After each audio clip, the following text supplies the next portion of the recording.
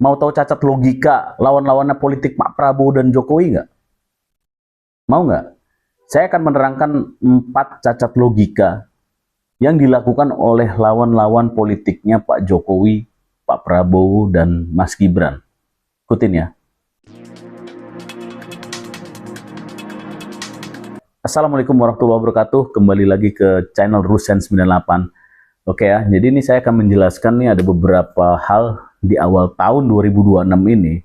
Lawan-lawan Pak Jokowi, lawan-lawan Pak Prabowo, lawan-lawan Mas Gibran ya, sudah melakukan manuver, sudah melakukan intrik, sudah melakukan upaya-upaya atau operasi untuk ya menjatuhkan Pak Prabowo, ya memecah Pak Prabowo dengan Pak Jokowi, dan mendowngrade Mas Gibran. Nah, tetapi saya merasa, menurut pandangan saya secara orang awam, ya, apa yang mereka lakukan itu cara-cara mainnya lucu, cara-cara mainnya itu cacat logika menurut saya, ya, cacat logika. Oke ya, apa aja ya di awal tahun ini ya 2026 ini yang mereka lakukan itu cacat logika. Yang pertama, mereka masuk pada perlawanan terhadap apa yang dilakukan Pak Prabowo mendekati atau bermitra dengan Amerika. Ya, ini nih, saya cuma mau ngomong begini. Ini saya sebagai kita sama-sama orang awam dan kita pakai bahasa-bahasa yang paling mudah lah. Jadi gini, waktu ketika Pak Jokowi atau pemerintahan sebelumnya dekat dengan Tiongkok, netizen, lawan-lawan politik teriak semua, tidak ingin, ya, bahkan diisukan, ya, dinarasikan, di framing macam-macam itu tentang Tiongkok. Ingat nggak? Ya, dan itu bertubi-tubi. Nah, sekarang ketika Pak Prabowo menjadi pemimpin dan dia merelasikan ya, kepemimpinannya dekat dengan Amerika, sama aja.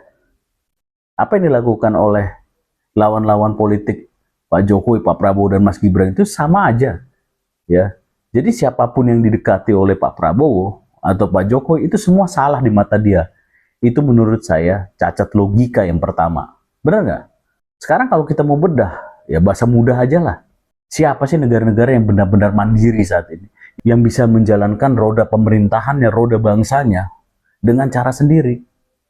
Ya tidak bisa. Sekarang basic aja. Ya, yang namanya sistem kapitalisme, kita bahas pondasinya adalah sistem keuangan. Ya, sistem keuangan yang digunakan oleh Indonesia, apa benar adalah sistem yang dibangun dengan cara-cara kita sendiri? Ya tidak. Sistem kita menganut dan menggunakan sistem yang ada, yang diciptakan oleh elit global, yang diciptakan oleh yang punya sistem itu, yang diciptakan oleh yang negara-negara adik kuasa. Ada sekarang yang bisa keluar dari sistem keuangan tersebut. Misalkan sistem perbankan misalnya, nggak ada. Artinya kita harus realistis gitu. Tidak mungkin negara sebesar kita yang menengah, yang masih di trap itu tidak merapat kepada negara-negara adik kuasa. Misalnya Tiongkok, Amerika. Nah, itu kan sekarang tergantung pilihannya yang mana. Mana yang menguntungkan bagi Indonesia. Nah, sekarang kita dekat sama Tiongkok, ngamuk. Kita dekat dengan Amerika, ngamuk. Ya kan? Itu namanya cacat logika. Yang kedua ya, cacat logikanya. Ini ketika masalah BOP, ya, ketika Pak Prabowo membawa Indonesia masuk BOP. Ini dikatakan lagi, katanya strategi ini Prabowo terjebak dengan apa yang dilakukan geng Solo. Dibawa lagi nama Pak Jokowi menghasut Pak Prabowo untuk masuk BOP. Nah, ketika masuk BOP, maka Indonesia terjebak oleh permainan geng Solo. Bahkan dikatakan geng Solo ya memberikan dorongan kepada Pak Prabowo agar Pak Prabowo menjadi juru damai dan pergi ke Teheran atau pergi ke daerah konflik. Supaya apa? Supaya terkena peluru nyasar, ya kan? Sehingga kalau peluru nyasar atau apapun terjadi musibah pada Pak Prabowo, ya, Mas Gibran cepat naik jadi presiden. Itu loh kata lawan-lawannya. Itu jenderal-jenderal yang ngomong, loh, purnawirawan jenderal bintang 4 dan kelompok-kelompok itu cacat logika. Aneh gitu loh. Nggak mungkin lah seorang Pak Prabowo ketika mengambil keputusan geopolitik itu bukan karena ilmunya dia, karena kemampuan dia. Nggak bisa seorang Pak Prabowo diintervensi. Apalagi ngomong geng Solo, apalagi. Ngaco, cacat logika. Yang ketiga nih, yang cacat logikanya, ini kita baru melihat, ya kan, kemarin lawan-lawan Pak Jokowi, ya. Sekarang kita lihat pada tumbang. Ternyata Rismon, ya, RRT nih ya, Tifa, Rosyur punya masalah masing-masing, punya masalah hukumnya masing-masing, dan akhirnya banyak yang melaporkan masalah-masalah mereka. Dan Rismon ternyata, ya, menurut data-data yang sudah didapat oleh YouTuber Nusantara dan kawan-kawan yang lain, ijazahnya juga palsu, ijazahnya itu nggak jelas, ya kan. Nah, ketika terbukti itu palsu, ya surat kematian palsu, kemudian Refli Harun dengan gampangnya bicara apa? Ya kalau untuk masyarakat itu nggak apa-apa ijazahnya palsu, tetapi kalau pejabat publik baru nggak boleh lah. Cacat logika. Sekarang kalau sudah terdesak, seorang pakar, seorang profesor memberikan statement seperti itu, aduh, benar-benar cacat logika Refli Harun. Ampun deh kamu. Ya ini cacat logika keempat ya menurut saya ya.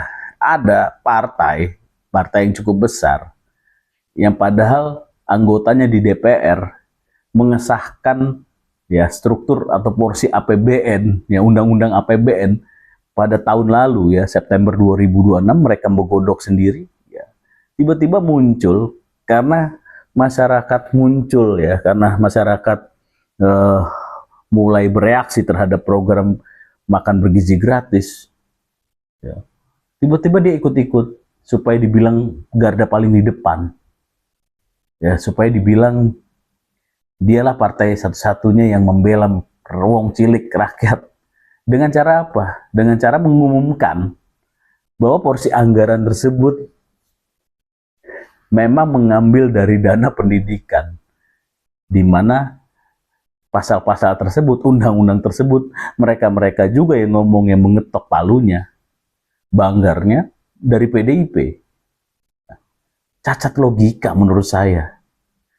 Yang lucunya ini kan baru berjalan 2 bulan. Ini baru bulan Maret masuk. Ya wajar aja kalau memang ada pernyataan atau handling objection bahwa dananya yang pendidikan itu belum dipakai kok. Itu kan baru tertera di undang-undang. Baru 2 bulan masa iya 288 triliun udah habis. Terus ngambil dari dana pendidikan. Ya, jadi cacat logika. Bener nggak? Dia yang mengetok, dia yang mengetahui, sekarang dia seakan-akan mau jadi pahlawan. Mengatakan bahwa anggarannya dari sini lah, dari situ lah. Cacat logika. Ya, kalau mau jadi perjuang, kalau mau jadi pembela masyarakat, caranya tidak seperti itu. Oke? Yang lucunya, bahkan ada penelitian-penelitian dari NGO, ya, dari mungkin NGO bayaran kali, yang mengatakan bahwa program MBG itu, ya, rusak dan akan membuat downgrade, ya, rating ekonomi Indonesia. Apalagi itu cacat logika, serius cacat logika. Jadi itu ya 4 cacat logika yang dilakukan oleh lawan-lawannya Pak Prabowo, Pak Jokowi, Mas Gibran ya selama 2 bulan ini kita rangkum. Ya. Kira-kira ada lagi nggak teman-teman cacat logika yang mereka lakukan? Coba ya tambahin di kolom komentar. Oke, untuk para termul, para relawan, para silent majority, ya kita terus solid, kita dukung Prabowo Gibran 2 periode. Assalamualaikum warahmatullahi wabarakatuh.